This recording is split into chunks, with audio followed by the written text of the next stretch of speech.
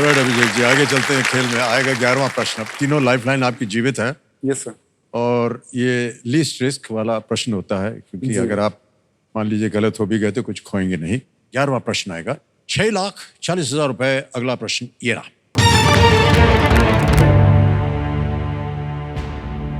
कारगिल युद्ध स्मारक इनमें से किस जगह पर स्थित है?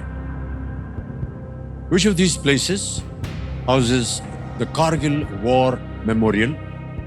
और आपके ऑप्शंस हैं ये: ए बारामूला, बी द्रास, सी पुंछ या डी कुपवारा।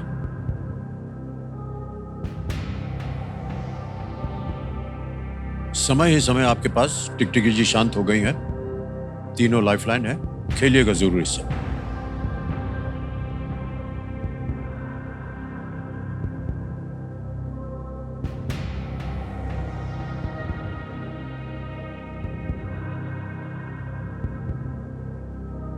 सर मुझे ऐसे थोड़ा थोड़ा याद आ रहा है कि बेसिकली ये जो कारगिल युद्ध स्मारक है वो 1999 के वॉर का है और ये लद्दाख की साइड में है बना हुआ। तो बारामूला और कुपवाड़ा और पूंछ ये है कश्मीर सेक्टर की साइड पे, और द्रास जो है वो है अपना लद्दाख की साइड पे। और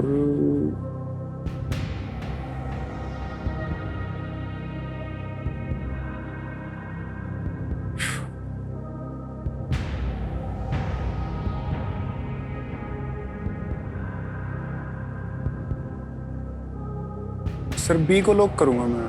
बी को करेंगे ताला? जी। ऑलराइट। कंप्यूटर महाशय, बी द्रास पे ताला लगा जाए।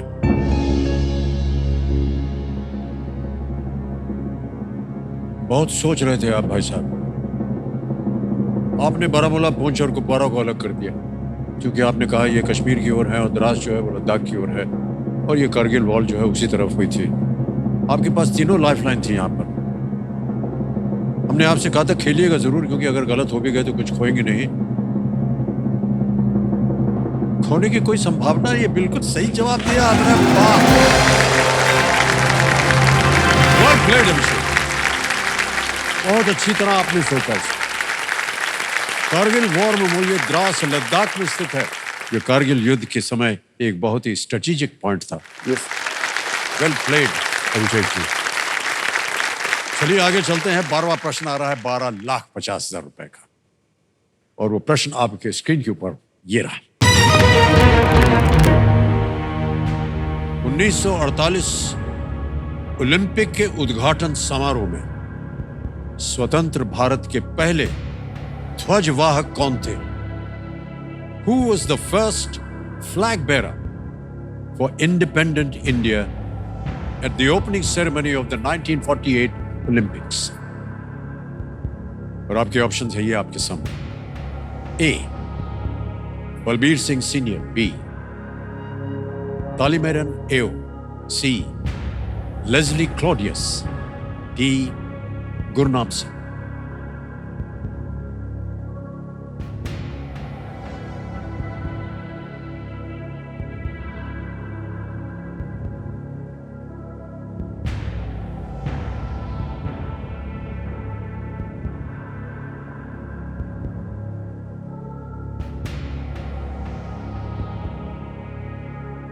कोई आइडिया है नहीं सर इसका। नहीं है?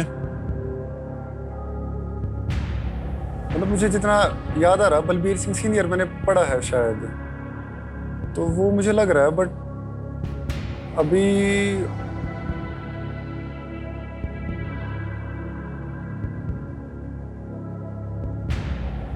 बलबीर सिंह या गुरनाम सिंह में मुझे है सर कंफ्यूजन।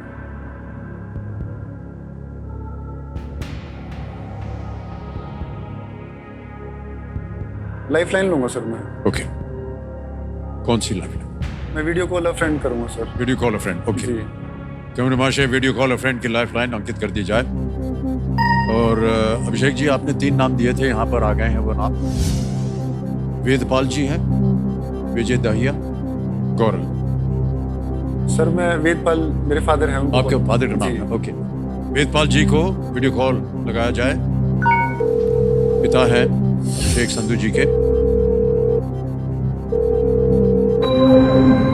वेदपाल जी प्रणाम करता हूँ आपको। अमिताभ बच्चन बोल रहा हूँ, कौन बनेगा करोड़पति से। सर नमस्कार जी। नमस्कार नमस्कार। मान्यवर, आपके सुपुत्र अभिषेक संधू हमारे सामने हॉट सीट पर बैठे हैं और जी सर। आपसे एक प्रश्न का उत्तर मांग रहे हैं। जी सर। तो अभी उनकी आवाज में वो प्रश्न पढ़ के सुनाएंगे आपको। तैयार हो जाइए। अगली आवाज है आपके सुपुत्र अभिषेक की। आपका समय शुरू होता है। आप 1948 के ओलंपिक में इंडिपेंडेंट इंडिया के पहले ध्वजवाहक कौन थे? Flag bearer. 1948 के ओलंपिक के इंडिपेंडेंट इंडिया के पहले फ्लैग बियरर ध्वज जो वो ऑप्शन दीजिए। हाँ, बलबीर सिंह, तालीमेरन एओ, लेस्ली क्लोडियस या गुरनाम सिंह। ऑप्शन दोबारा बोलिए बेटे।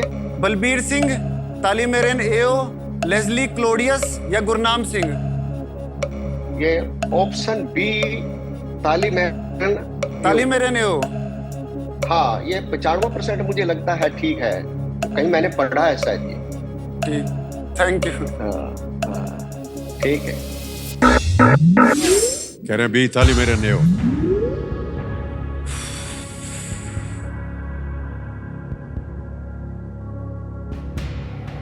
ठीक है सर। जाएंगे 20 पिताजी के साथ। जी ऑलराइट। अभी तो अगर गलत भी होगा तो मैं उनको जाके बोल दूंगा कि आप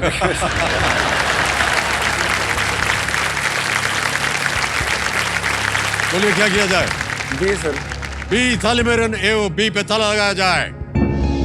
yes is the right answer. क्या बात है भाई साहब, वाह। बहुत बहुत बधाई हो आपको वेदपाल जी। धन्यवाद सर। बहुत बहुत बधाई। हाँ सर, नमस्कार सर। एक गुजारिश है सर। हाँ जी। परम पिता परमेश्वर की आपके ऊपर असीम कृपा बनी रहे और ये खेल यूं ही चलता रहे सर। बहुत बहुत बहुत बड़ी कृपा आपकी। धन्यवाद सर। सर बहुत ही मुश्किल प्रश्न का उत्तर दिया आपने। सर मैं भी 14 साल से तैयारी कर रहा हूँ इसके लिए। जी जी। और हर रोज पढ़ता रहता हूँ सर। ठीक है, मैंने भी अच्छा बना लिया सर अपना। कोई बात नहीं, जो आपने तय नहीं किया आपके सुपुत्र ने कर दिया। तालीमेरन एओ नागालैंड से थे और भारतीय फुटबॉल टीम के कप्तान थे। टीम ने फ्रांस को लगभग हरा ही दिया था और एस रमन ने स्वतंत्र भारत के लिए पहला अंतरराष्ट्रीय गोल किया था फुटबॉल की टीम। ऑलराइट, 13वां प्रश्न 25 लाख रुपयों के लिए आपके स्क्रीन के ऊपर ये रहा।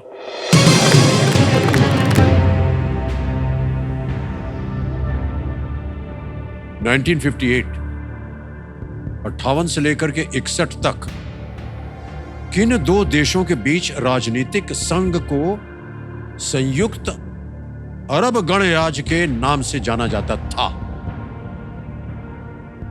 The political union between which two countries from 1958 to 1961 was known as the United Arab Republic? Option देखिए, समय समय आपके पास उत्तर देने के लिए। A Syria Jordan, B Iran Iraq, C Egypt Syria या D Oman Yemen. A Syria Jordan, B Iran Iraq, C मिस्र सीरिया या D Oman Yemen.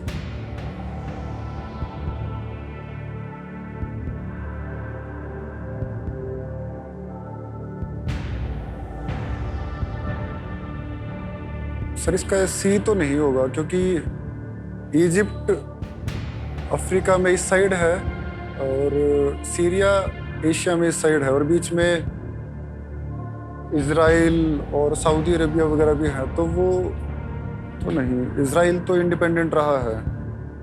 Iran Iraq में मतलब ईरान इज ऑल्सो अलग सिविलाइजेशन है, वो शायद इराक के साथ नहीं मिली होगी। और ये अरब है तो सीरिया जॉर्डन भी अलग ही है। तो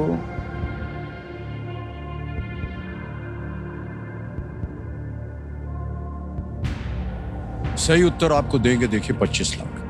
यस सर। अभी आप 1250 पे हैं।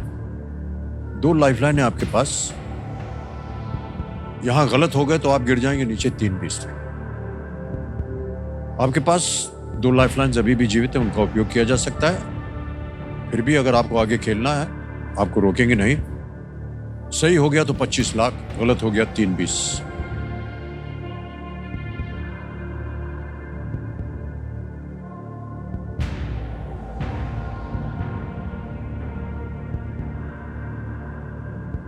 सर मुझे डी लग रहा है इसका, ओमान यमन।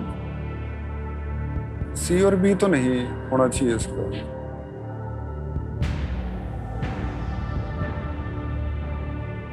सर मैं डबल डिप लूंगा। Double dip, alright. Double dip की लाइफलाइन लेना चाह रहे हैं अभिषेक जी, इसको अंकित कर दिया जाए। दो चीजें हैं अभिषेक जी, एक तो आप क्विट नहीं कर सकते, अब उत्तर देना ही पड़ेगा और आपको 2 अवसर मिलते हैं उत्तर देने के लिए। पहला उत्तर बताइए। डी सर, ओमान और यमन।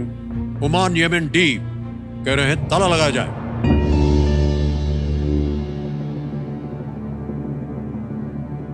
नहीं मान्यवर, यह गलत हो गया।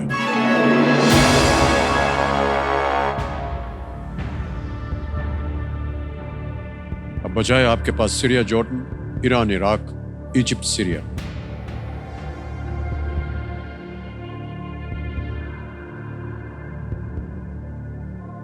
सीरिया और जॉर्डन आपस में आसपास हैं, तो वो हो सकता है आंसर। बट रिपब्लिक,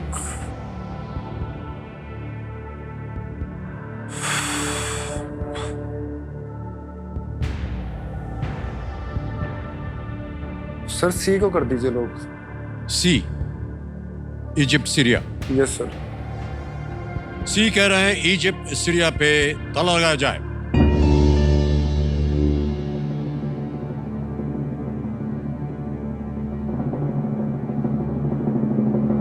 बहुत समय लगाया आपने, और आपने कहा इजिप्ट उधर है, सीरिया इधर है, कैसे होगा ये?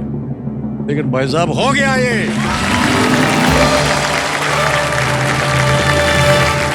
गुड प्लेड अभिषेक जी, क्या बात है, इतना मुश्किल प्रश्न था और जिस तरह से आपने अनुमान लगाया, हमने सोचा कि गलत जा रहा है। सीरिया के साथ यूनियन के विघटन या डिसोल्यूशन के बावजूद इजिप्ट ने नसर की मृत्यु के बाद 1971 तक संयुक्त अरब गणराज्य नाम बरकरार रखा था। बहुत बहुत बधाई आपको भाई साहब, वेल प्लेड, क्या बात है, वाह।